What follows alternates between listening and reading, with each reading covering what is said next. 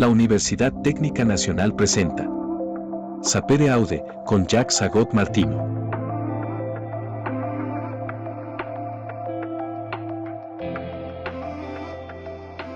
Somos UTN. Hola queridos amigos, queridas amigas, bienvenidas a una edición más de el programa Sapere Aude, conversando con los grandes escritores. Y les recuerdo ya de manera ritual, como lo hago siempre, que la expresión latina sapere aude significa atrévete a conocer, atrévete a saber, atrévete a aprender, atrévete a pensar, en suma.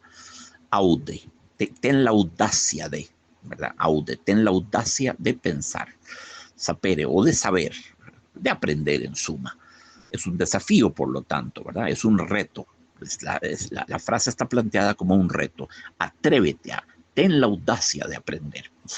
Y eso lo vamos a hacer a través de estos grandes escritores que hemos elegido para conversar con ellos en esta serie de programas. Y hoy les tengo un escritor que es muy cercano a mi corazón, muy cercano, el escritor francés Gérard de Nerval, que es un escritor del romanticismo, y sobre todo famoso por su poesía y por sus novelas. Pero escribió montones de cosas. Contrariamente a lo que dice la Wikipedia, Nerval escribió miles de páginas, recuerdos de viajes, crónicas, era periodista, entonces escribió montones de cosas para ser publicadas en periódicos. Su obra es enorme, enorme, enorme. Lo que pasa es que sí, como poeta y como novelista, su obra es, digamos, magra, ¿verdad? Es una obra más reducida, pero inmensamente valiosa, inmensamente valiosa. Como poeta, lo que escribió fue básicamente las odelettes, que significa pequeñas odas. Una oda es una ode, odelette es una odita, digamos, pequeñas odas, y las quimeras, que es una serie de sonetos muy esotéricos en su contenido. Nerval tenía una gran pasión por el esoterismo, que estudió de manera muy seria y muy obsesiva incluso. Entonces sí, su obra literaria, su obra poética, digamos, y sus novelas, que son poquitas, Aurelia, Las hijas del fuego, que son novelitas cortas, eso es poquito, pero fuera de eso, sobre todo como cronista de viajes, ¿verdad? Escribió toneladas de libros. En la Pléiade, en la versión de la Pléiade francesa, sus obras completas, sus libros son ladrillos, ¿verdad? Son ladrillos y hay varios libros. Entonces fue un escritor muy prolífico. Entonces vamos a ver quién era este personaje, Gérard de Nerval. Nació en París el 22 de mayo de 1808 y murió el 26 de enero de 1855. Vivió 46 años, no llegó a los 47. Y Gérard de Nerval, muy interesante, es un muy bello seudónimo del poeta, como ya les dije. Su verdadero nombre era Gérard Labrunie, Gérard Labrunie. No es un bonito nombre, no es un bonito apellido. Gérard está muy bonito, pero Labrunie no funciona. Un escritor no va a vender libros llamándose Labrunie, ¿verdad? Entonces eligió Nerval, Gérard de Nerval en lugar de Gérard Labrunie. La sonoridad Nerval es muy bella. Vean que la encontramos ya en Gabriela Mistral. Mistral, esa AL al final, muy hermosa. Y en el poeta francés que escribía en provenzal, Frédéric Mistral. De hecho, Gabriela Mistral tomó de Frédéric Mistral el seudónimo. Entonces, bueno, Gérard de Nerval es un seudónimo y muy bello. Era, sí, bueno, poeta, era novelista, era escritor de crónicas de viajes, era ensayista y fue un notable traductor del alemán al francés, notabilísimo. Ahora vamos a ver en qué consisten sus méritos en esta faceta. Como decía, Nerval nació en París en 1808. La muerte de su madre, Marie-Antoinette Marguerite Laurent, cuando era un niño, marcó no solo su vida, sino también su obra. Esa madre perdida tan temprano definitivamente dejó una huella hondísima en su literatura, un poco como lo que sucede con Edgar Allan Poe. Y esa figura de la madre perdida va a reaparecer con diversos rostros y nombres diferentes en toda su obra. Marie, la mamá, murió de meningitis en Silesia cuando acompañaba a su marido Etienne, el doctor de Nerval, el papá de Nerval, perdón. Etienne era doctor al servicio de la Grande Armée, la Gran Armada de Napoleón Bonaparte. Entonces, papá que trabajaba en el gran ejército de Napoleón y una mamá perdida muy temprano. Gérard fue educado por su tío abuelo en la campiña de Valois, una zona muy linda de Francia. Fue educado hasta 1814, cuando fue enviado a París. Durante las vacaciones visitaba Valois, regresaba a su amado Valois y escribió un libro bellísimo que se llama Canciones y leyendas de Valois, de la región de Valois.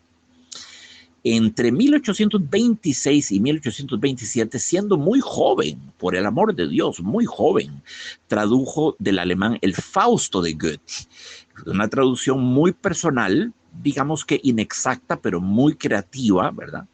Y eso propició el conocimiento de Friedrich Schiller, el autor de la Oda a la Alegría, de la Novena Sinfonía de Beethoven, de Friedrich Schiller y de Heinrich Heine, gran poeta, los dos grandes poetas, ¿verdad?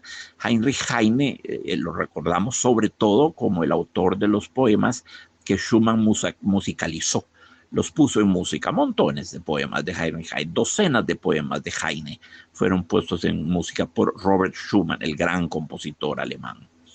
Entonces, bueno, Nerval hizo un nombre como traductor del alemán del Fausto de Goethe, se hizo amigo de Schiller, de Heine, tuvo una entrañable amistad con ellos. Y luego Nerval ejerció diversos trabajos: periodista, aprendiz de imprenta, ayudante de notario, imagínense ustedes. Escribió varias obras dramáticas, obras de teatro en colaboración con su amigo Alejandro Dumas. También era muy amigo del poeta parnasiano Théophile Gautier. Con él se reunía en el llamado Club de los Hashishianos, los que fumaban el hashish, ¿verdad? Que era una droga, por supuesto. Y bueno, Nerval era aficionado a esta sustancia en particular. También fue muy amigo del grandísimo Víctor Hugo, ¿verdad? Estamos en pleno romanticismo. Repito, Nerval nace en 1808. Pongámoslo en contexto. 1808, a ver, Berlioz nació en 1803, Mendelssohn en 1809, en 1810, año pródigo, nacieron Chopin y Schumann, en 1811 nació Liszt, en 1813 nacieron Wagner y Verdi. Entonces, esa es la generación de Gerard de Nerval. Estamos en la parte más incandescente del temprano romanticismo. En enero del 34, de 1834, Nerval recibió una herencia de su abuela materna y se dirigió al sur de Francia, pasó la frontera y llegó a Florencia, Roma, a Nápoles. En 1835 se instaló en casa del pintor Camille Rogier, donde se reunía el grupo romántico, y ahí fundó Monde Dramatique, una revista muy lujosa, una revista sobre teatro y sobre literatura, en la que gastó todo su dinero y, bueno, no resultó bien económicamente porque fue un enorme, fue muy onerosa la publicación, ¿verdad? Muy ambiciosa. Entonces Nerval vendió la revista en 1836 a otro editor.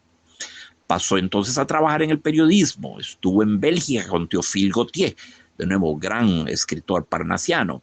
Estuvo 3 meses con él viviendo en Bélgica. Al finalizar el año firmó por primera vez como Gérard de Nerval en el periódico Le Figaro, y estamos hablando de 1836. Antes que eso escribía con su nombre original, Gérard Labonnie. En 1837 escribe la ópera cómica Piquillo. Escribe, bueno, por supuesto, el libreto, no era compositor, escribe el libreto de la ópera cómica Piquillo, y ahí conoció a la actriz y cantante Jenny Colón, y esta es una mujer crucial en la vida de Nerval. Jenny Colón sintió una atracción fatal, irresistible, y le dedicó un culto prácticamente idólatra. Jenny Colón aparece en todas las novelitas de Les Filles du Feu, las hijas del fuego, son otros tantos avatares de Jenny Colón, y Aurélia, maravillosa novela de Gerard de Nerval, su obra maestra en prosa, también está poblada, ¿verdad?, por la presencia de Jenny Colón. Volvió a verla en 1840, antes de su muerte, que acontece en 1842, la de Jenny Colón, 1842.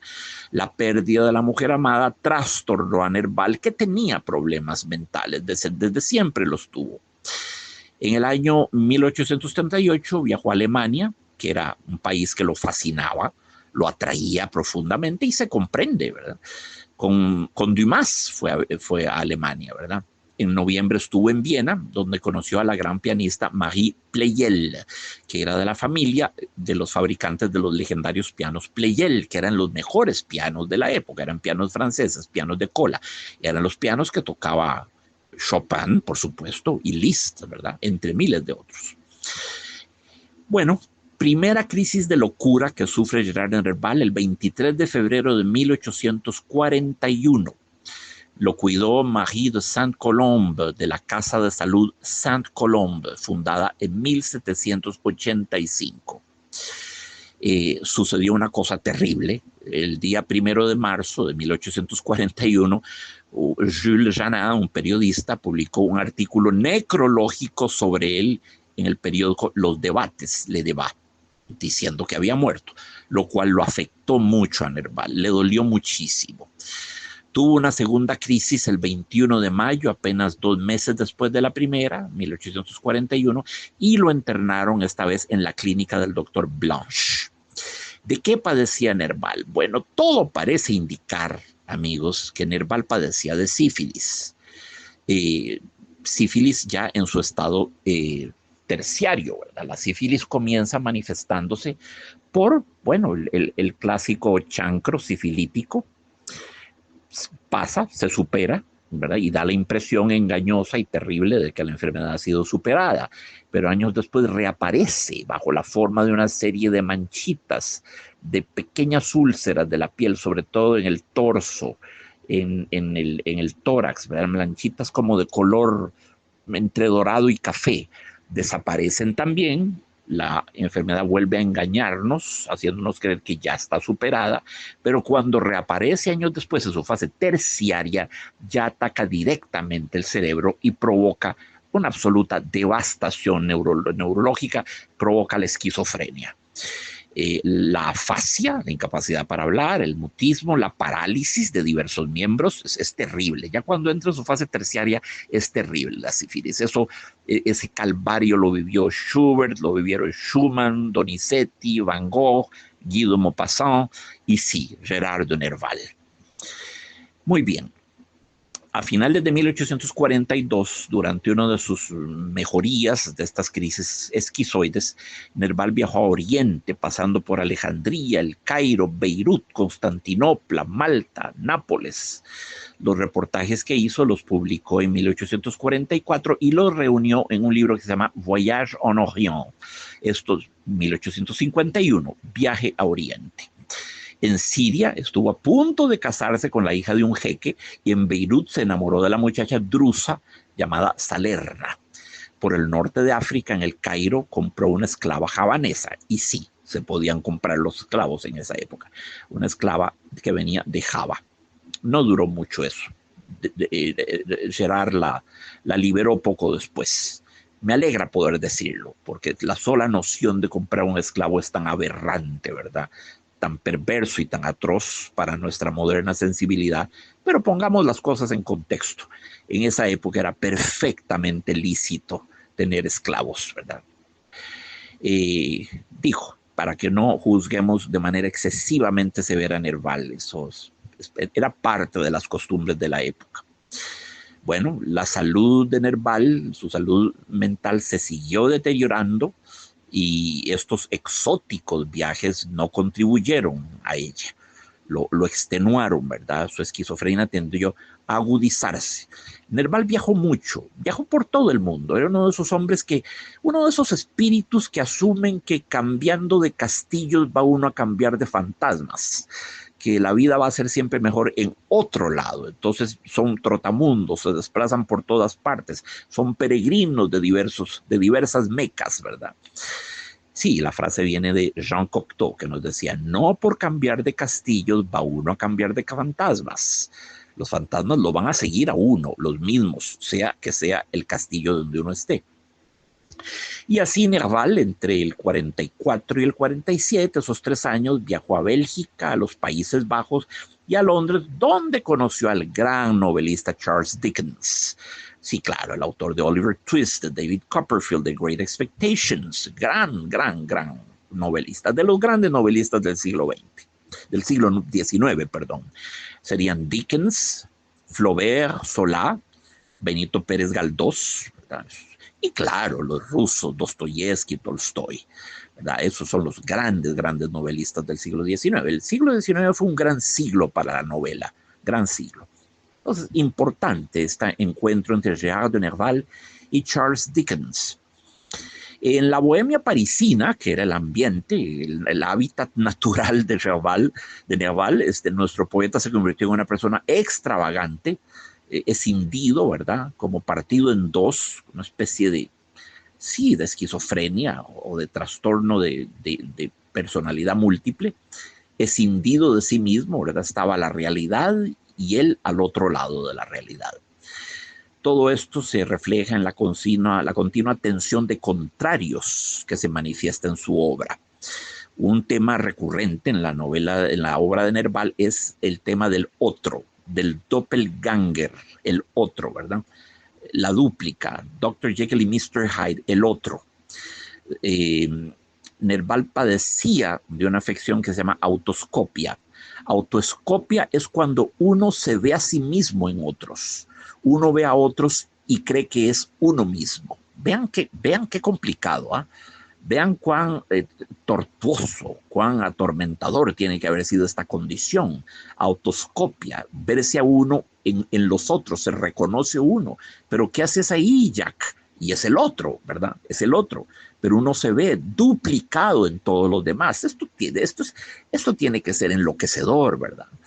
Nerval, que siempre fue dispendioso, vivió en la miseria, pero ello no le impidió escribir sus obras maestras, Les Filles du Feu, ya las mencioné, Las Hijas del Fuego, y Aurélia ou le rêve et la vie, Aurelia o el sueño y la vida. Formidable novela, Aurélia.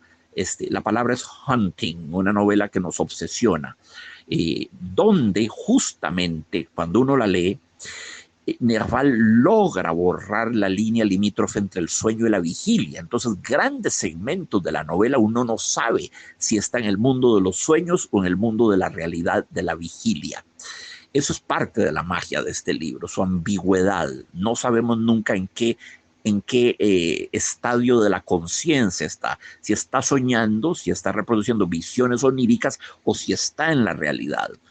La novela es muy mágica y muy perturbadora e incluso un poco aterradora, siento yo.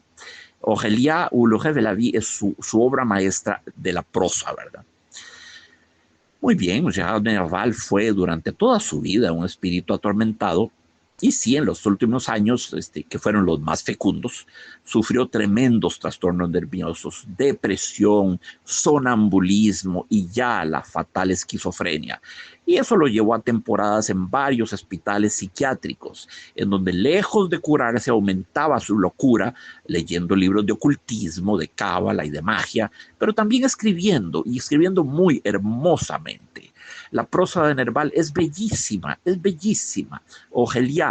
Aurelia, ese es el libro donde más hermosamente surge su prosa. También en otra novela que forma parte del ciclo Las Hijas del Fuego, que se llama Sylvie. Esas dos novelas son novelitas cortas además. Hay que leerlas. Sobre todo Aurelia es una verdadera anticipación, ¿verdad? Avant la lettre del surrealismo. Y bueno, esto puede resultar cómico o extravagante o perturbador. Una de las situaciones que provocó su internamiento en la clínica del doctor Blanche, que fue donde más frecuente estuvo, y donde fue a parar también Guy de Maupassant, el cuentista, muchos años después, que también tenía sífilis y también murió esquizofrénico, intentó suicidarse en algún momento. Una de las situaciones más insólitas de Nerval es que sacaba a pasear con un arnés, con una cinta azul, a una langosta por las calles de París. Imagínense lo que eso podría generar en la gente que lo veía, ¿verdad? Es evidente que no estaba en sus cabales.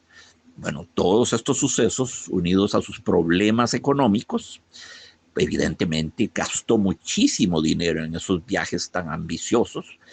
Todo ese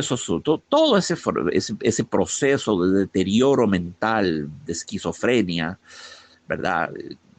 En uno de los momentos en que estaba fuera de la clínica del doctor Blanche, pues decidió suicidarse, ahorcándose de una barra, de una reja, en la Rue de la Vieille Lanterne, en la calle de la Farola Antigua de París. Esto en 1855. Escogió la noche, puso la cuerda, se ahorcó y en la mañana lo encontraron ahí, colgando, bamboleándose de la manera más macabra en esta calle de París, la calle de la antigua Farola. Baudelaire, que lo admiraba mucho, escribió que se había suicidado decidiendo librar su alma en la calle más oscura que pudo encontrar. Sí, era más que una calle, era una calleja estrecha y chiquitita y oscura, con una sola farola. Y fue ahí donde se colgó Nerval. En la mañana lo encontraron y ese fue el fin de su aventura en el mundo. Este terrible evento inspiró una litografía de Gustave Doré que se cuenta entre las grandes obras del grabador. Gustave Doré, un artistazo, ¿verdad? El ilustrador de la Divina Comedia, de Gargantúa y Pantagruel, de Rabelais, de la Biblia, de los cuentos de Perrault, montones de cosas ilustró Gustave Doré. Maravilloso. El Quijote lo ilustró también.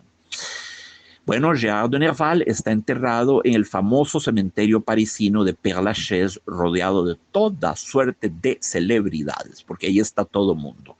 Musset, Rossini, Chopin, por supuesto, Edith Piaf, montones de celebridades. Oscar Wilde está ahí, montones de gente. La Dama de las Camelias está ahí. Isadora Duncan, cualquiera que fuera importante, ¿verdad? En el who's who de la, digamos, de la bohemia parisina artística, está enterrado en el Père Lachaise. Si no, tal vez en el cementerio de Montparnasse, o si no, en el cementerio de Montmartre. Esos son los tres cementerios que están llenos de celebridades. He visitado la tumba de Nerval, le he llevado flores, porque es un poeta, un escritor que yo quiero mucho, lo he querido toda mi vida. Y como les decía, es un hombre muy cercano a mi corazón, es un espíritu muy entrañable para mí, muy entrañable. Y bueno, escribió, como les decía, El viaje a Oriente en 1851. Ahí relata las leyendas oídas por los caminos durante sus viajes, que anduvo por toda Europa, Italia, Inglaterra, Alemania, Austria, Holanda, Bélgica, y el norte de África y el cercano Oriente. Bueno, escribió un libro muy interesante en 1852 que se llama Los Iluminados o los Precursores del Socialismo. Vean qué interesante. En 1852 es una colección de relatos y retratos en la que habla sobre Nicolas Restif de la Bretonne, sobre el famoso Cagliostro y sobre otros en los cuales Nerval creía ver precursores del socialismo y afirmaba que no se equivocaba.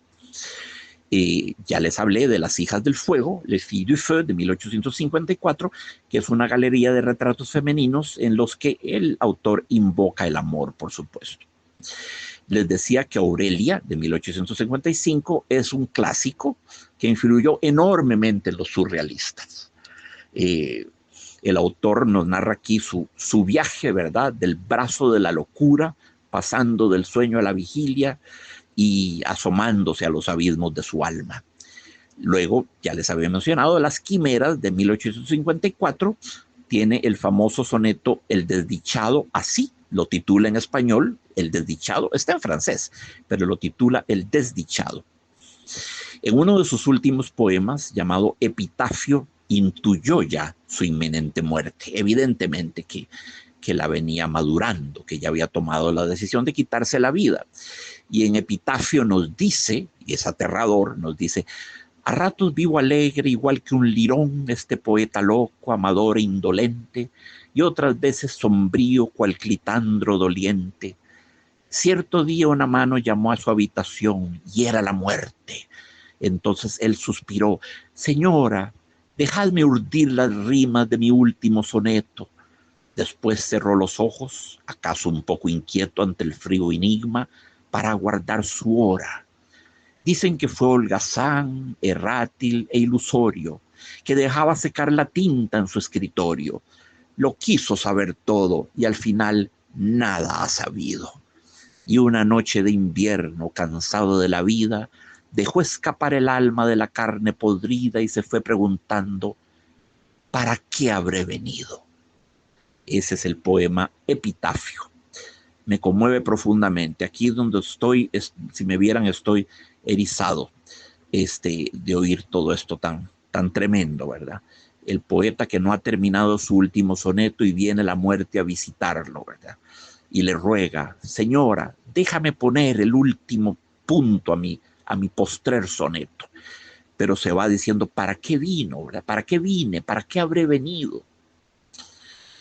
Debajo de un pequeño retrato de él mismo, ¿verdad?, Gerard de Nerval escribió: Je suis l'autre. Yo soy el otro, sí, el doble, el doppelganger, el otro. Vivía escindido, vivía fracturado. Nerval era una disonancia viviente. Je suis l'autre, yo soy el otro.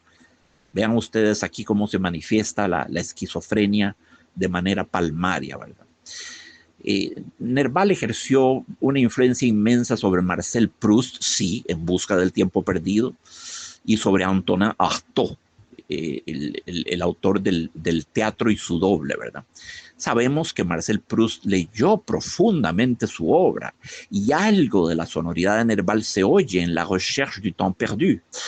Los surrealistas nunca lo olvidaron. Los surrealistas, André Breton, que era el papa del surrealista, no el papá, el papa del surrealista, en su primer manifiesto surrealista de 1924, habla de Gerard de Nerval y dice: con mayor justicia habríamos podido apropiarnos del término surrealismo empleado por Gerard de Nerval en la dedicatoria de Les Filles du Feu.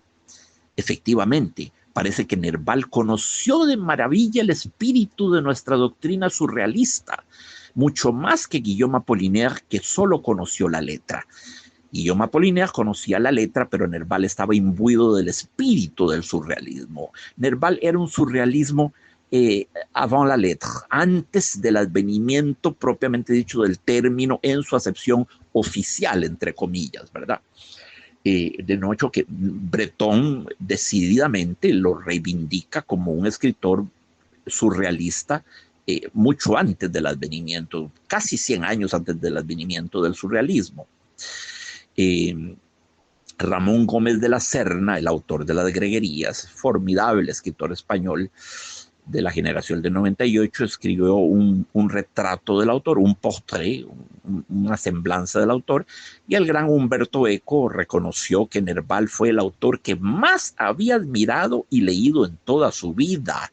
Este es un testimonio importante, significativo por venir de quien viene, ¿verdad?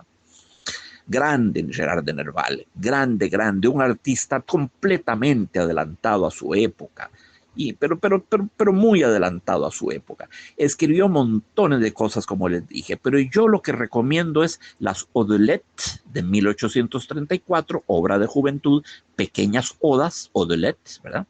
Recomiendo los sonetos de Las Quimeras, Les Chimères, que es 20 años posterior y es mejor poesía, de 1854, pero es muy esotérica, con montones de alusiones a la cábala, al tarot, a todo tipo de religiones oscuras, poco exploradas, poco examinadas, ¿verdad? Luego escribió muchos cuentos, crónicas de viaje, como decía, historias, y de sus novelas, ya lo dije, el ciclo de Les Filles du Feu. Pero Les Filles du Feu, Las Hijas del Fuego, yo no recomendaría leerlo todo. No, son varias mujeres. No, lean Sylvie, Silvia, es la más linda del ciclo de Les Filles du Feu. Silvia. Y luego, claro, Aurélia ou le rêve de la vie, del 55, su obra postrera, Aurelia o el sueño y la vida. Luego escribió algunas obras de teatro que no tiene caso ver porque no son particularmente interesantes. Tiene muchas y algunas inconclusas, ¿verdad? Ensayos también, pero caramba, amigos, la vida es corta. No vamos a leer la obra entera de Nerval, aunque si quieren hacerlo, pues ciertamente yo no los voy a desanimar. Pero, a ver, lo esencial de Nerval son las Odes de Lettres, las quimeras dentro de la poesía y dentro de la novela Sylvie, Silvia y Aurelia, el sueño y la vida. Quien ha leído eso tiene una buena idea de lo que es Nerval. Por supuesto, si quieren leer la traducción francesa del Fausto de Goethe, bienvenidos, eso va a ser maravilloso también, ¿verdad? Maravilloso. Y bueno, eso es de una manera muy sintética, el gran autor, el inmenso autor, el favorito de Humberto Eco, uno de los favoritos de Marcel Proust, ¿verdad? Grande entre los grandes, Gérard de Nerval. Hay una foto de él, una sola foto de él que se la hizo Nadar. Nadar era el seudónimo de Félix Tournachon, uno de los primeros grandes fotógrafos de todos los tiempos. Nadar. De nuevo, es un seudónimo. Su nombre era Félix Tournachon, pero Tournachon, por el amor de Dios, nadie hace carrera con ese apellido. Entonces escogió el seudónimo Nadar. Y hay una foto muy linda, muy nítida, muy clara de Gérard de Nerval, donde leemos con su bigotito, con su barbita, sentado. Vale la pena verlo. Yo, cuando amo a un autor y cuando amo su literatura, siempre me siento muy curioso por ver cómo se veía él, cómo era fisionómicamente el ser humano, cómo era su rostro. Es una curiosidad que siempre me embarga. Y creo que es perfectamente comprensible y humana. Si quieren ver a Gérard de Nerval, hay varios retratos, hay varios cuadros, pero mejor vean la foto de Nadar de Gérard de Nerval, que está tomada al final de su vida. Recordemos que Nerval solo vivió 46 años, ¿verdad? Esta foto fue tomada en las postrimerías de su breve, pero inmensamente productiva e inmensamente intensa existencia, intensa en extremo, ¿verdad? Nerval es uno de esos casos en los que uno no sabe si la enfermedad, si la esquizofrenia fue una maldición o fue más bien una posibilitadora de su alucinada, surrealista y extraordinaria obra, ¿verdad? Tal vez un Gérard de Nerval sin la esquizofrenia no habría escrito nunca Aurelia, con de nuevo ese pendular ambiguo entre el sueño y la vigilia. Tal vez un Gérard de Nerval perfectamente sano, tratado con Prozac o lo que ustedes quieran, Altrulini o en la Faxina, lo que quieran, tal vez no hubiera escrito Aurelia. Habría sido más feliz, más estable, pero no hubiera escrito Aurelia. Yo no estoy aquí haciendo una apología de la enfermedad. Estoy simplemente trazando un punto de interrogación. La locura en el caso de Nerval, como en el caso de Schumann, Donizetti, Maupassant, Van Gogh, tantos otros, Antonin Artaud, tantos otros. La locura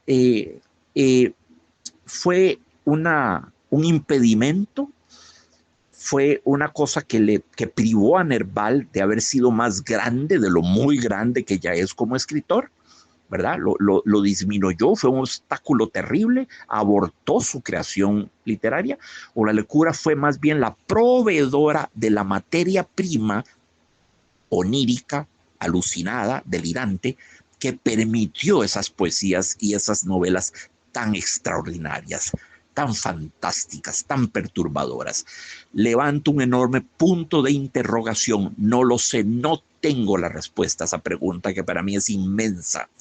¿La locura fue un aliado de su inspiración o una maldición que le impidió volar más alto de lo muy alto que ya viajó?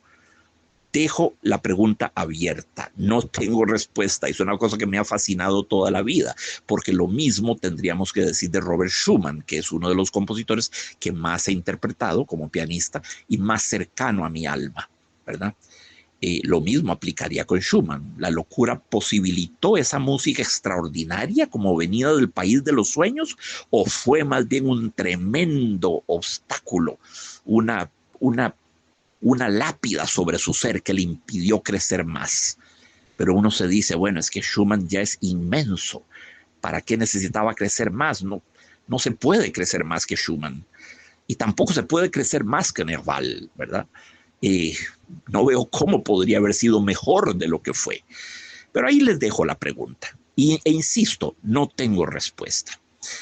Y vamos ahora a estudiar el poema de Gerard Nerval que hemos escogido para hoy. Y el muy bello poema que vamos a leer de Gérard de Nerval se llama Una Alameda de Luxemburgo, en francés, Une allée du Luxembourg. Atención, el poeta no hace alusión a Luxemburgo, el país de Luxemburgo, sino a un jardín, a un parque, gran y hermoso parque que está en París, que se llama el Jardín de Luxemburgo, el Jardin de Luxembourg.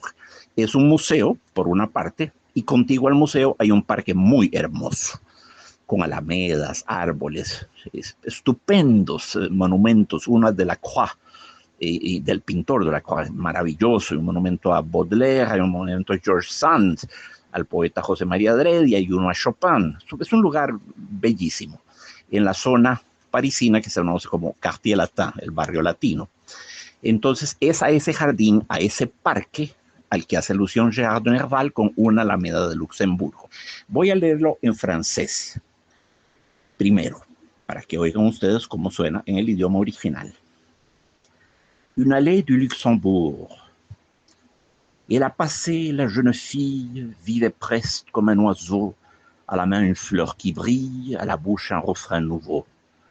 C'est peut-être la seule au monde dont le cœur au mien répondrait, qui venant dans ma nuit profonde d'un seul regard l'éclaircirait.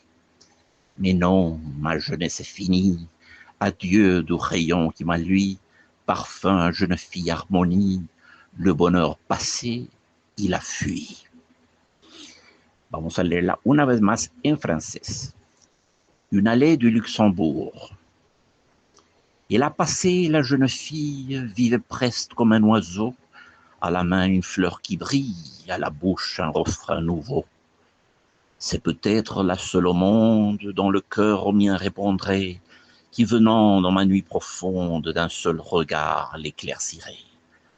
Mais non, ma jeunesse est finie, adieu doux rayon qui m'a lui, parfum, jeune fille, harmonie, le bonheur passé, il a fui. Bueno, sobra decir que suena más lindo en francés que en español, pero no importa, tenemos aquí una traducción que me parece bastante adecuada, ¿verdad? No observa las rimas del poema de Nerval, pero es una traducción que me parece aceptable. Una alameda de Luxemburgo. Viva y ligera como un ave, junto a mí la joven pasó, llevando una flor en la mano y en los labios una canción. Tal vez la única en el mundo que respondería a mi amor y aclararía con sus ojos mi profunda noche interior. Mas ya pasó mi juventud, dulce luz que brillaste, adiós, perfume, muchacha, armonía, la dicha pasaba y huyó. La leo una vez más en español. Una alameda de Luxemburgo.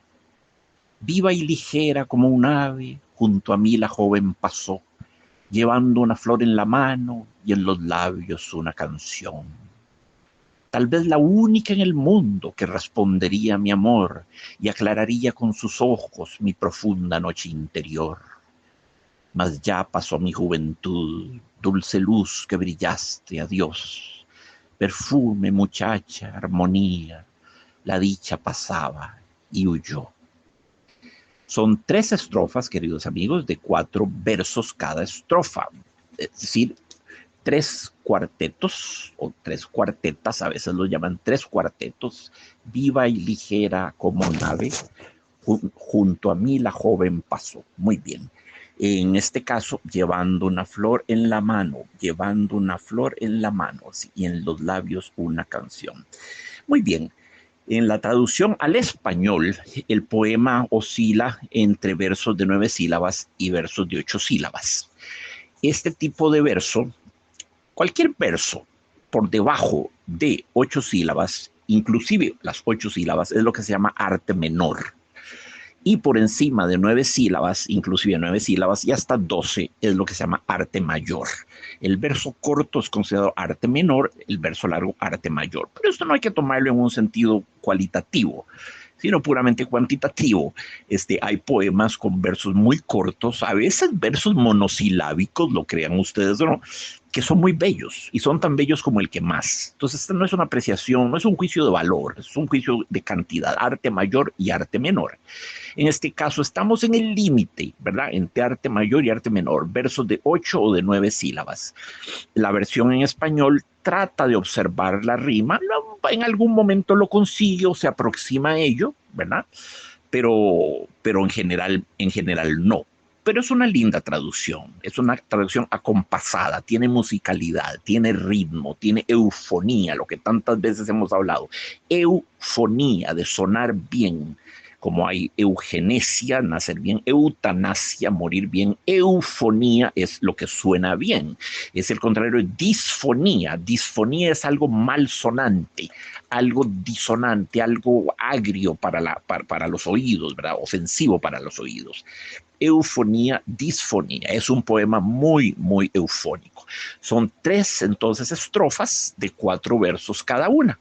En francés tiene su esquema, claro, de rimas, por supuesto que sí, pero no nos interesa porque no estamos viendo ahora la versión francesa, sino la traducción al español.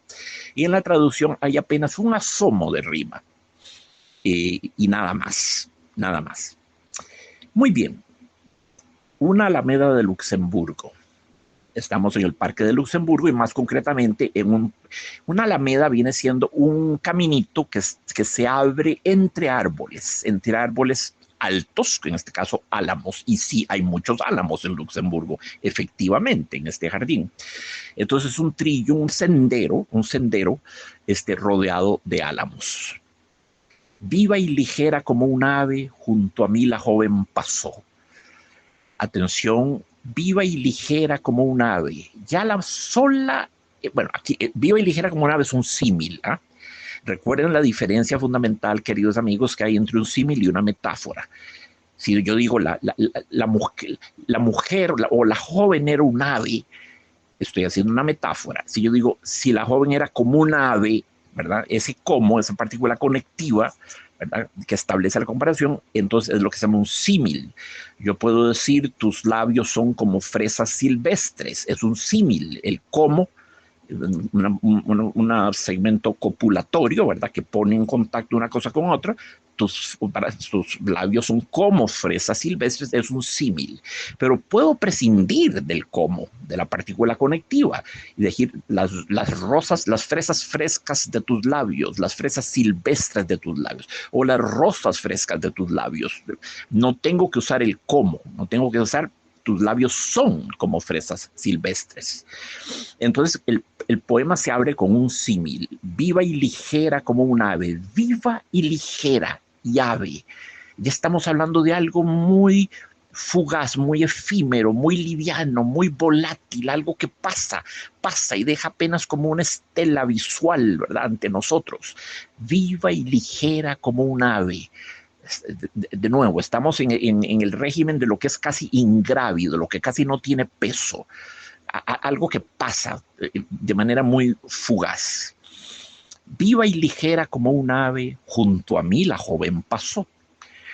Pero lo normal hubiera sido decir, la joven pasó junto a mí. Esta inversión sintáctica, junto a mí la joven pasó, tiene un nombre, ese recurso retórico poético se llama hiperbatón. Siempre evoco a Gustavo Adolfo Bécquer cuando habla del salón en el ángulo oscuro. Bueno, lo que quiso decir es en el ángulo oscuro del salón, pero para efectos de rima, de cadencia, de eufonía, ¿verdad?, de armonía, invirtió los términos del salón en el ángulo oscuro. Y aquí, junto a mí, la joven pasó. En un mundo prosaico hubiéramos dicho, la joven pasó junto a mí. Pero aquí es más hermoso decir, junto a mí la joven pasó. ¿Y cómo pasó? Pues viva y ligera como un ave. Y sigue el poeta, llevando una flor en la mano y en los labios una canción. Todo aquí, todos los elementos convocados evocan lo fugaz, el ave, la joven, la flor, la canción. Son cosas que viven poco, son cosas que pasan antes de que nos demos cuenta. Sí, por supuesto, la juventud entre ellas. Un ave, la juventud, la flor que pronto se marchita y languidece. Una canción que por principio es breve, ha de ser breve, una tonadita, tal vez una mera rima, una mera estribillo de canción, ¿verdad? Entonces, lo que el poeta está es en la presencia de algo que pasa, como una iluminación, como una epifanía, como un rayo de luna, como la brisa de la tarde, algo muy, muy delicado, algo muy leve, muy bello, pero justamente muy fugaz, muy efímero. Parte de su belleza es su fugacidad. Es bello por cuanto fugaz. Si no fuese fugaz y liviano y volátil, no sería bello. Entonces hay que entender esa contradicción que hay aquí, ¿verdad? Todo esto es muy bello, pero atención, el precio que hay que pagar por esa belleza es que es efímera, es que va a ser short-lived, va a ser de muy corta vida. Repito, viva y ligera como un ave, junto a mí la joven pasó, llevando una flor en la mano y en los labios una canción. Muy lindo cómo usa el participio pasado pasó, pero después un gerundio, llevando una flor en la mano. La joven pasó. Ya ahí, con ese participio pasado, sabemos que la joven pasó. ¿Qué pasó? Que es algo que ya evaneció, que ya se evaporó.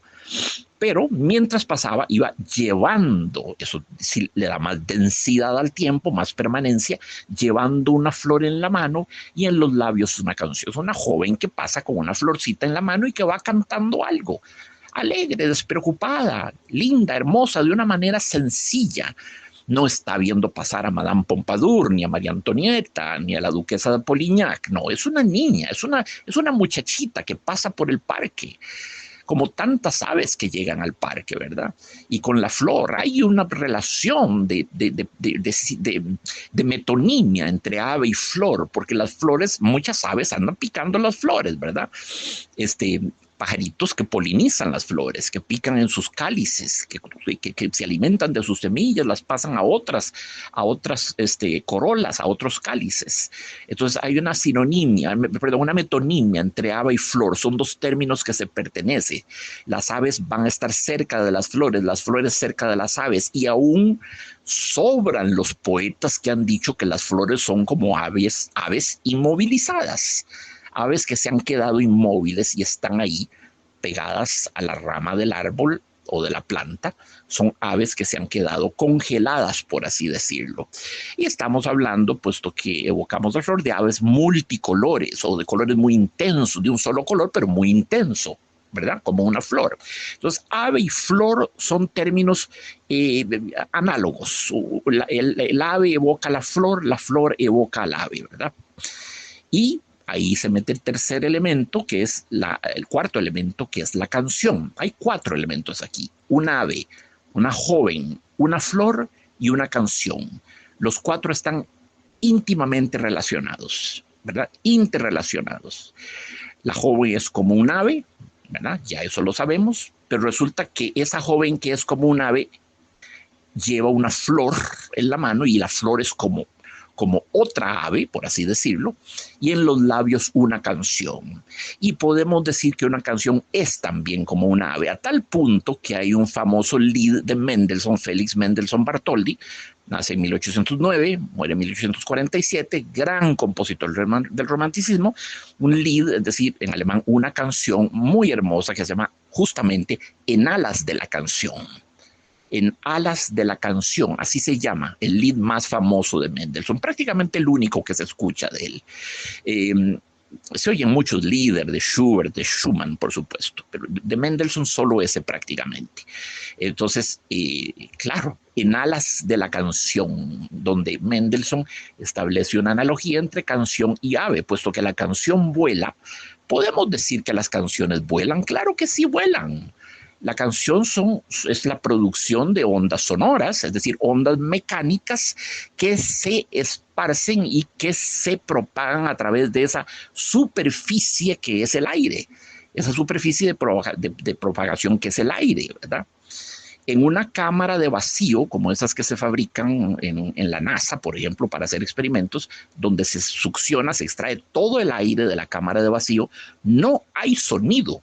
Uno puede poner un reloj despertador y cuando se activa el reloj despertador no suena absolutamente nada. La campanita del reloj le da y le da y le da y no suena nada, porque la onda sonora, que repito, es una onda mecánica con diferentes frecuencias de vibración. Cuanto más rápida sea la vibración, más agudo es el sonido.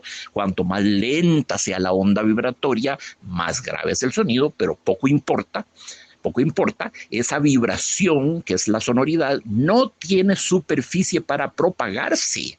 Nace y muere inmediatamente, ¿verdad? De hipoxia, por así decirlo, porque no tiene oxígeno, no tiene aire en todo caso. Uno puede disparar un cañón en una cámara de vacío y no suena, pegar gritos, no se oyen, porque la onda sonora no tiene superficie sobre la cual rodar, entre comillas, o deslizarse o propagarse. El aire no es una muy buena forma para el sonido de propagarse. Más eficaz que el aire es el agua, imagínense ustedes, y más eficaz que el agua son los sólidos. Pero en todo caso, son tres superficies posibles de propagación: el aire, el agua y los sólidos. Cuando Marcel Proust habla y dice muy poéticamente, hermosamente, dice que la música es un ars sine materia, en latín un arte sin materia. Bueno, eso es una linda noción por lo poética, pero no es rigurosamente cierta. La música es materia, por supuesto que sí. Claro, de nuevo, son ondas sonoras, ondas mecánicas, caracterizadas por diferentes frecuencias de vibración que se propagan sobre la materia, que puede ser el aire, el agua o el sólido. Entonces, por supuesto que la música necesita materia y es materia. Ahora, Proust no se engaña en cierto punto. La música es materia en el límite de no ser materia. Es casi como un fantasma de la materia. No se ve, no se toca, no se palpa, no tiene espesor, ¿verdad? Pero está ahí como tantas realidades físicas que no alcanzamos a ver ni a percibir, pero está ahí. Entonces, no estoy descalificando a Marcel Proust. Él usa esa metáfora con un sentido puramente poético y es muy bella. Un arte sin materia, ars sine materia, pero no es correcta desde el punto de vista físico y él lo sabía perfectamente, ¿verdad? Entonces, claro, la canción, como la canción de Mendelssohn, En alas de la canción, también está vinculada al ave que tiene alas y a la flor, que es un ave congelada, y a la joven, que es también ella misma como un ave. Se dan cuenta cómo aquí los cuatro términos fundamentales: en el primer verso ave, en el segundo término la joven, en el tercero flor y en el cuarto canción, están sistémicamente vinculados. La canción la lleva además la joven en los labios, no en las cuerdas vocales, no en la garganta. No es María Callas, por el amor de Dios. Es una muchachita que pasa con una florcita en la mano y va cantando una simple tonadita, ¿verdad? Pero qué linda estrofa, qué linda estrofa. qué sensación de juventud, de frescura, de algo espontáneo que se nos aparece y se nos ofrece para que lo disfrutemos, lo gocemos durante algunos segundos, no más que eso. Algunos segundos, es una vivencia de un instante. Lo que hace aquí Gerard de Nerval es capturar un instante, como los entomólogos que capturan mariposas, pobrecitas, eso me aflige a mí mucho, y las clavan en sus tablas, ¿verdad? Con un alfiler que traspasa sus corazones, quedan con las patitas crispadas. Es terrible ver eso. Bueno, lo que hace Gerard de Nerval es algo parecido. Toma una impresión efímera, fugaz, y la fija a través de la palabra y a través de sus imágenes, que son muy visuales y muy auditivas. Un ave es visual, pero es auditiva. Las aves cantan. La joven es visual. La flor es visual. Y la canción es auditiva, ¿verdad? Entonces, solo quiero observar cómo ave, joven, flor y canción, los 4 términos que articulan cada uno de estos versos, están conectados semánticamente, simbólicamente, metafóricamente conectados. Vamos a la segunda estrofa. Recuerden que estas estrofas de 4 versos se llaman, para usar el término clásico académico, serventecios. Son cuartetos que parecían serventecios, es otro término para aludir a ellos. Pasamos al segundo serventecio. Tal vez la única en el mundo que respondería a mi amor y aclararía con sus ojos mi profunda noche interior. Aquí el traductor logra agenciarse una linda rima entre el segundo y el cuarto verso. Amor interior, repito. Tal vez la única en el mundo que respondería a mi amor y aclararía con sus ojos mi profunda noche interior.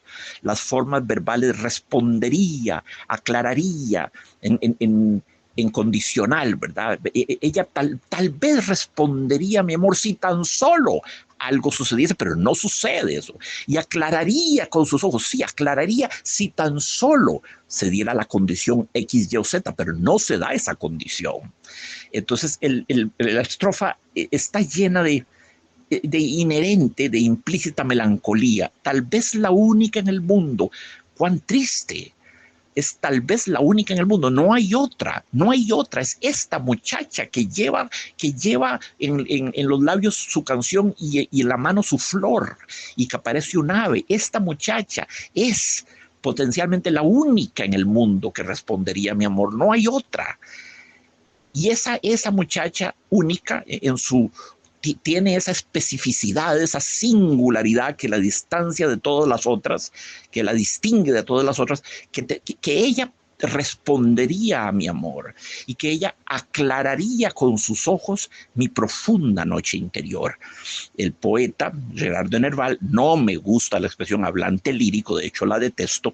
Gerard de Nerval habla de su profunda noche interior y ya sabemos por su vida y su esquizofrenia y sus delirios cuán oscura era esa profunda noche interior.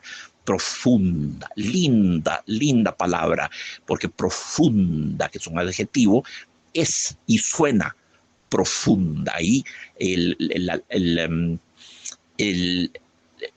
sema de profunda, es decir, el significado de profunda, coincide con la sonoridad, con la estesis, con la sensación, con el sonido. Profunda, tiene un sonido profundo. Coincide el sema, la semántica de la palabra, lo que significa profunda, honda, ¿verdad? Coincide con la sonoridad, profunda. Es una sonoridad profunda para evocar un término de profundidad, ¿verdad? Entonces, tal vez la única en el mundo que respondería a mi amor y aclararía con sus ojos. Sus ojos son como estrellas, como soles, aportan la luz, aportan el color con la luz, puesto que la luz, el color solo existe en la luz, y en virtud y por mor de la luz, y gracias a la luz. Bueno, la luz de esos ojos aclararía mi profunda noche interior. Y profunda noche, tenemos 2 O's muy consecutivos. Profunda noche, o O, de modo que, y la O de interior. Entonces la O satura ese cuarto verso del segundo serpentecio o segundo cuarteta. Mi profunda noche interior, ¿verdad? Profunda noche interior. O, O, O. Esas tres O's generan un sentimiento de hondura abisal, de profundidad, de abismo, ¿verdad? El poeta está abismado, está hundido en esa gruta, en esa caverna profunda, insondable, que es su noche interior, ¿verdad? Él está en la noche.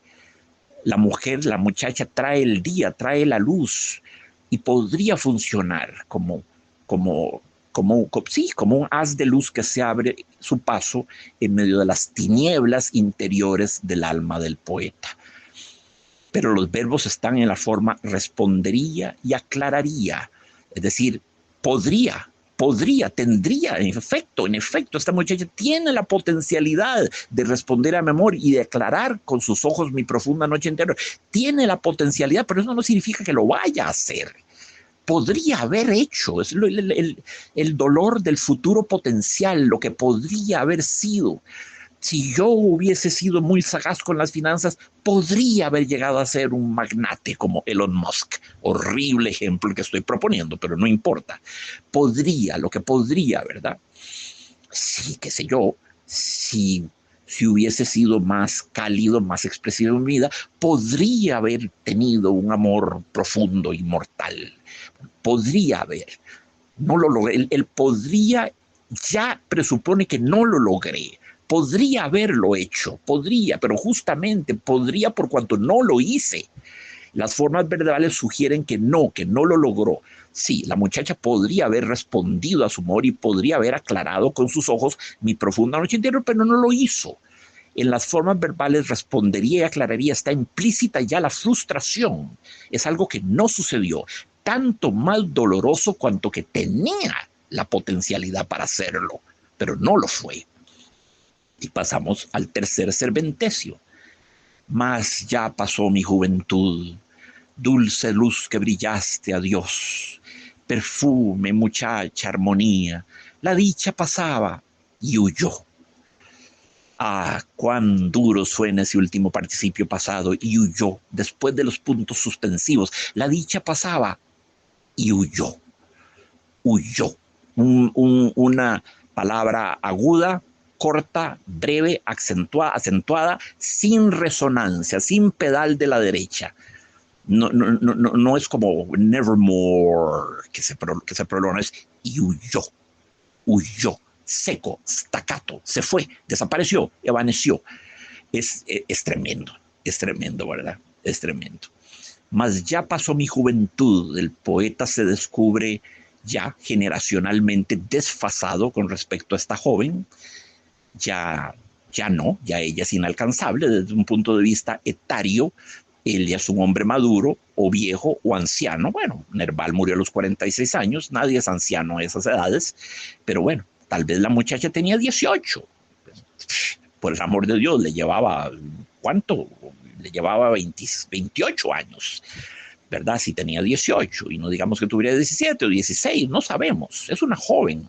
Hemos de suponerla muy, muy joven, porque él se refiere a ella como la joven de una vez. No dice la muchacha, no dice la mujer, dice la joven. Este serpentecio, este último, la dicha pasaba y huyó, me recuerda un poemita de Paul Fort. Paul, como Pablo, Fort, F-O-R-T, como fuerte, Fort, que ya estudiamos en alguna ocasión, cuya última estrofa dice: le bonheur est sur le pré, cours y vite, le bonheur sur le pré, cours y vite, y la filé. La felicidad está sobre el prado, corre rápido, la felicidad está sobre el prado, corre rápido, ya se fue.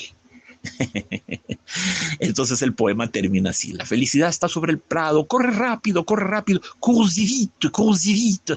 La felicidad está sobre el prado, corre rápido, ya se fue. Después de puntos suspensivos, corre rápido, ya se fue. La tremenda fugacidad de la felicidad, de la dicha, del bienestar, cuán fugaces, cuán fugaces, ¿verdad? Entonces él comienza por constatar, mas ya pasó mi juventud. Ese más equivale a pero. Mas ya pasó mi juventud. Dulce luz que brillaste, adiós. Dulce luz que brillaste se refiere justamente a la luz de los ojos de la muchacha que pasa, de la joven. Esos ojos que iluminarían su profunda noche interior. Dulce luz que brillaste, adiós. Es una dulce luz, es una criatura lunar. No es un resplandeciente sol, no es un cometa deslumbrador, no es una cosa, no es una supernova, no es una galaxia. Es más bien como la luna, una luz dulce, una luz acariciante, una luz dulce, lo cual es una bellísima sinestesia cuando se habla de una luz dulce, porque la luz es un fenómeno visual y cuando hablamos de dulce es un fenómeno gustativo, es una asociación gustativa, ¿verdad? Sinestesia. Dos estímulos que vienen de sentidos diferentes y que implosionan.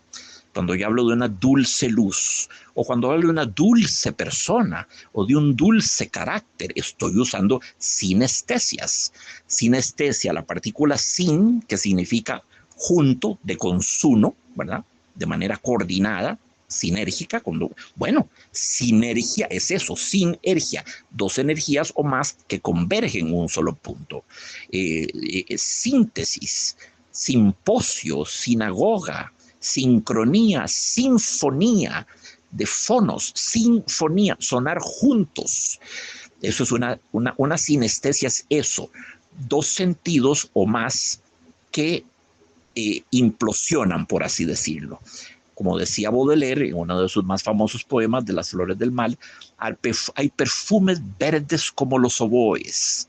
Hay perfumes verdes como los oboes. Hay un perfume olfativo, verde, visual, oboe, auditivo. Entonces Baudelaire convoca y establece una analogía, una identidad entre lo olfativo, perfume, lo gustativo, dulces, y lo auditivo, como los oboes. Los oboes se oyen, se ven también, pero sobre todo es un estímulo auditivo, ¿verdad? Entonces, una sinestesia es cuando hacemos corresponder dos sensaciones que provienen de dos sentidos diferentes. Cuando decimos, esa música suena azul, Chopin siempre hablaba que él quería lograr en el piano un color azul, lograr una música azul. Eso es una sinestesia, ¿verdad? Eso es una sinestesia.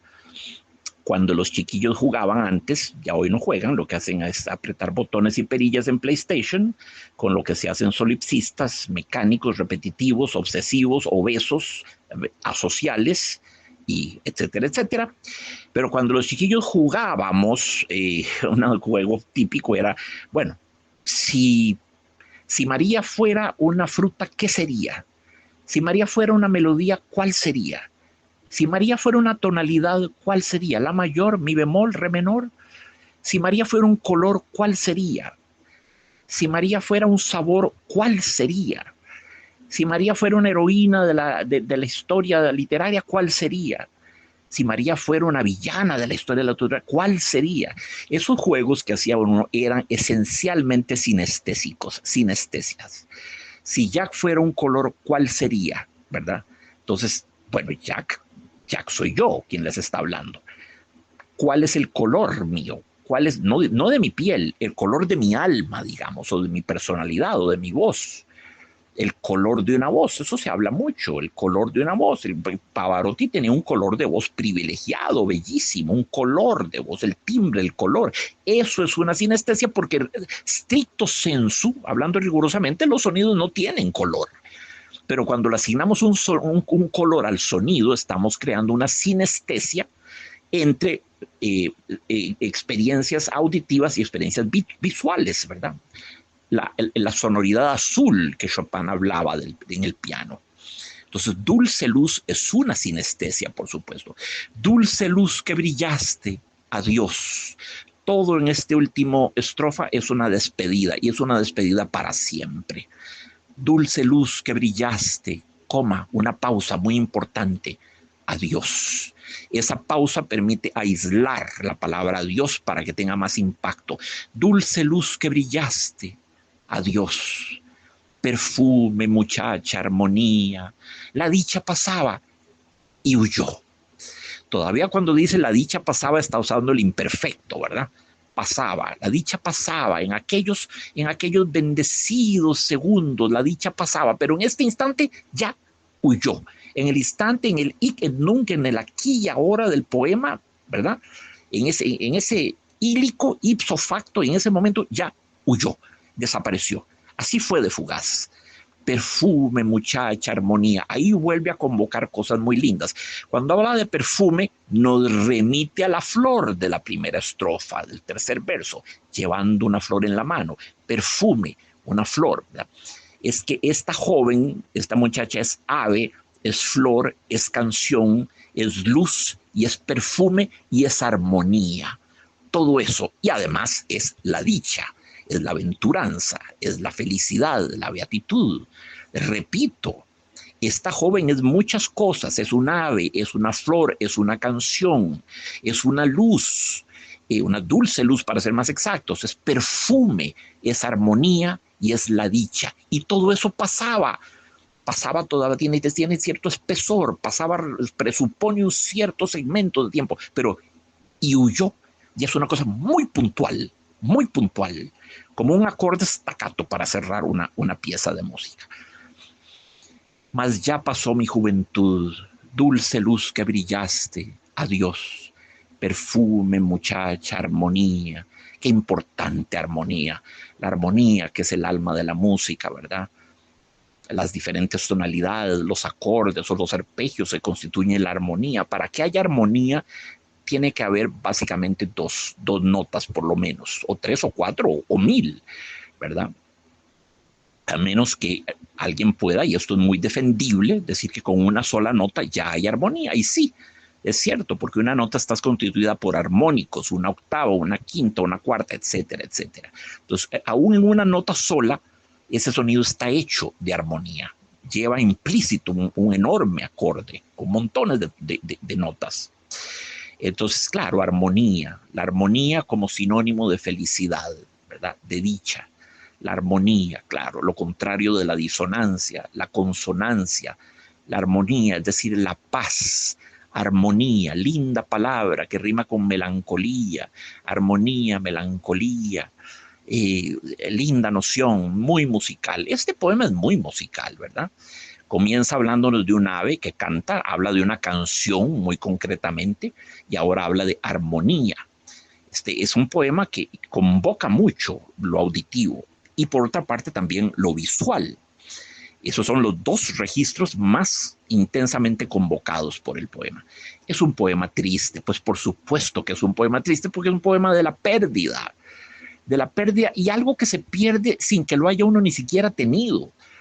Esa es la paradoja. Lo que el poeta tiene al ver esta muchacha es apenas un instante de iluminación, de reverdecimiento de su ser, es una floración, es algo que va a durar muy poco, pero qué felicidad le procura, qué exaltación, qué arrobamiento, qué éxtasis, pero breve, como todos los éxtasis es breve, es una visión, como diría Prokofiev, es una visión fugitiva, visión fugitiva. Hay también un aria de Massenet que se llama, de una ópera que se llama Visión fugitive, pero Prokofiev escribió unas piecitas para piano cortas que se llaman Visión fugitive, visiones fugitivas. Bueno, esta es una visión fugitiva, fugitive, de fugit, de huir, algo que huye, una visión que huye. Esa visión le aporta al poeta un momento de enorme beatitud, de gozo, de plenitud. Es como el tostelito, como la Madeleine du côté de chez Swann, del lado de Swann, ¿verdad? Por el camino de Swann, En busca del tiempo perdido, de Marcel Proust. Bueno, es algo así. La muchacha produce una epifanía, un estremecimiento de dicha, de juventud, de bienestar, de gozo, es la palabra que buscaba. Claro, la muchacha es linda, parece un ave, parece una flor, va cantando, etcétera, etcétera. Es una visión muy linda. El poeta siente rejuvenecerse, siente reencontrar la plenitud de su primavera, la primavera de su vida, pero luego sabemos que ya no está en la primavera, mas ya pasó mi juventud, habrá de estar por lo menos en el otoño, si no en el invierno, ¿verdad? De su existencia. Dulce luz que brillaste, adiós, perfume, muchacha armonía, la dicha pasaba y huyó. Entonces es un poema, sí, de la pérdida, un himno a la fugacidad, un himno eterno por cuanto bello. Este poemita es un poemita clásico de la literatura francesa y estará por siempre.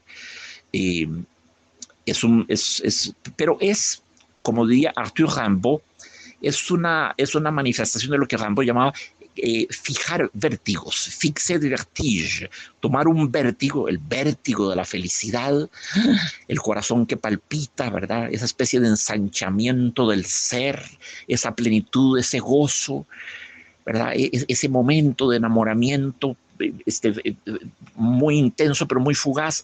Claro, es un movimiento, es un sentimiento maravilloso, extático, pero apenas se había comenzado a sentir que se diluye y desaparece y no hay forma de retenerlo. Este es un poema de la impotencia para detener el tiempo, para congelar el tiempo. La dicha pasaba y huyó. Es como tratar de contener agua en un cesto de mimbre. Todo se va por las rendijitas, o arena en una mano. Todo se va en los entresijos, entre los dedos. Es la imposibilidad para congelar el tiempo, para congelar la dicha. Ese es el gran sentimiento de este expresado hermosamente. No se podría más hermosamente en este poema. La imposibilidad para tomar un momento de la vida de gran beatitud y fijarlo, fijar ese vértigo, vértigo en el sentido de dicha, de felicidad, ¿verdad? Fijarlo, fixé de vertige, como decía Rimbaud. Bueno, en cierto modo, Gérard de Nerval lo logró, puesto que nos lo están transmitiendo a nosotros y hemos estado hablando de este poema durante ya casi una hora, y entonces tan efímero no es. Pero caramba, no perdamos de vista, estamos hablando sobre la pérdida, sobre lo huidizo, lo fugitivo, lo fugaz, ¿verdad? Eso es, en el fondo es un poema sobre el tiempo, no es sobre la joven, no es sobre el ave, no es sobre la música, no es sobre la luz interior de los ojos, no, es un poema sobre el tiempo como asesino inexorable de la dicha apenas entrevista, un vislumbre, eso es lo que tiene el poema aquí. El poema es un vislumbre de dicha, de felicidad, pero un vislumbre muy breve, ¿verdad? Brevísimo. ¿Cuánto habrá durado esto? El poema nos hace sentir que duró posiblemente más, porque ¿cuánto dura la joven que pasa? Si va viva y ligera, debe de andar con un caminado rápido, ágil, tal vez como una avecilla, ¿verdad? Como un ruiseñor, como un jilguero, como un colibrí, rápida. Entonces habrá tomado unos poquitos segundos pasar frente al poeta y ya se fue. Y el poeta no logró retenerla. Le quedará el recuerdo, pero el recuerdo es una momia de la vivencia. El recuerdo no tiene la frescura de la vivencia, la inmediatez de la vivencia. El recuerdo ya es una vivencia que se ha puesto en un museo, y en un museo lo que hay son cosas muertas vivas, llamémoslas así, ¿verdad? Nadie va a decir que la Mona Lisa esté muerta, o la Santa Cena, o la barca de la Medusa de Jericó están vivas, siempre que las visitemos estarán vivas, pero están ahí inmóviles, hieráticas, en cierto modo momificadas, ¿verdad? Y es así como queda esta impresión de esta joven que pasa. ¿Cómo es posible que una joven pueda producir estremecimiento? Lo entiendo perfectamente. Más aún, lo he vivido y muchas veces en mi vida. Este poema, si yo fuera el genio que fue Nerval, que por supuesto no lo soy, yo lo podría haber escrito. Esta es la historia de mi vida. Esta experiencia íntima que narra Nerval, yo la he vivido no sé cuántas miles de veces en mi vida, miles de veces, prácticamente cada vez que he visto una mujer bella que pasa delante de mí. Claro, me deja esa sensación agridulce de una gran plenitud. Es como ver un arco iris, ver la aurora boreal, ver una explosión del volcán Etna, pero claro, al ratito se diluye, ¿verdad? Pasa, es la fugacidad. Y eso, paradójicamente, es parte de su belleza. Es parte de su belleza. Habría que preguntarse, y atención, no lo afirmo, lo pregunto, si esa joven se hubiera quedado con el poeta y se hubiera sentado en la banquita donde está él y le hubiera tomado la mano y hubieran iniciado un noviazgo, una relación, un romance entre el poeta y la joven, esta joven ave, flor, canción, luz, armonía, perfume, todo eso, ¿cuánto habría durado la dicha? ¿Verdad? Ahí se habría logrado una stasis, el tiempo se habría detenido, habrían tenido una relación, se habría consumado ese amor, que aquí es apenas un vislumbre, habría sido una realidad, pero ¿cuánto habría durado la magia?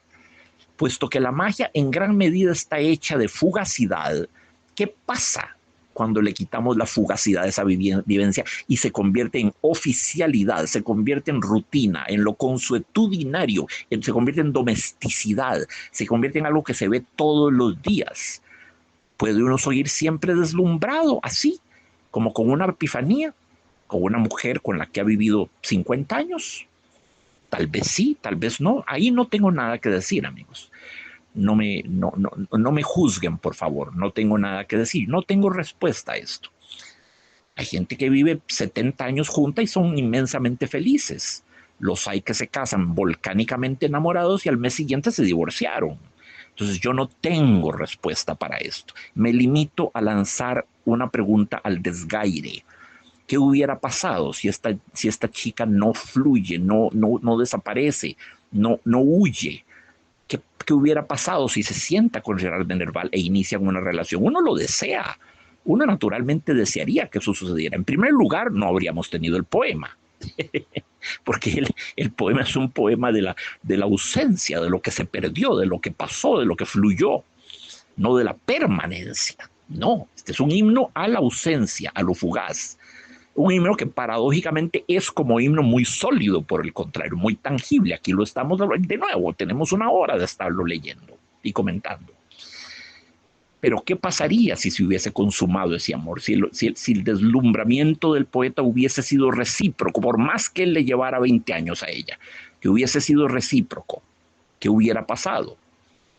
¿Habría seguido siendo mágico? ¿Habría seguido siendo perfume, armonía, luz, canción, flor y ave? ¿O se habría convertido en un infierno de domesticidad peatonal, pedestre, profana, antipoética? No lo sé. Es evidente que muchas veces sucede, por desgracia, eso. La muerte de la magia y el lento, terrible descenso en el mundo de la antipoesía. Pero no digo que eso sea una ley matemática, no digo que eso tenga que suceder de manera inexorable. Muchas parejas han sido muy exitosas manteniendo la magia de sus relaciones a través de los años y los lustros y las décadas. Entonces, o tal vez es un tipo de amor que se va transformando.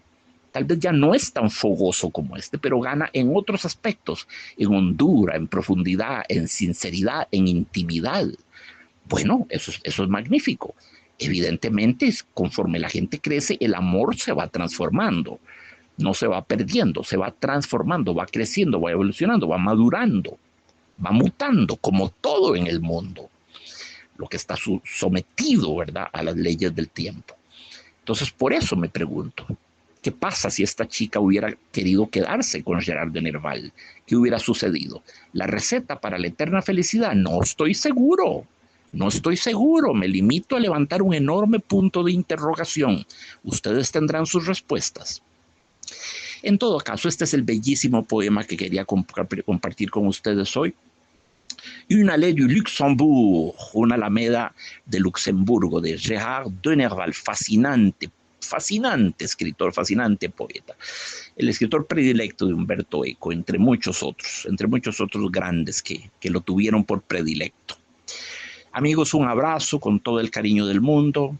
Gracias mil por mostrar interés en este trabajo, que es hecho con mucho esmero, con mucho amor. Claro que sí, con mucha devoción hago yo estos programas, con mucho fervor. Creo en ellos y ojalá no me equivoque. Un abrazo para todos y nos volvemos a escuchar muy pronto.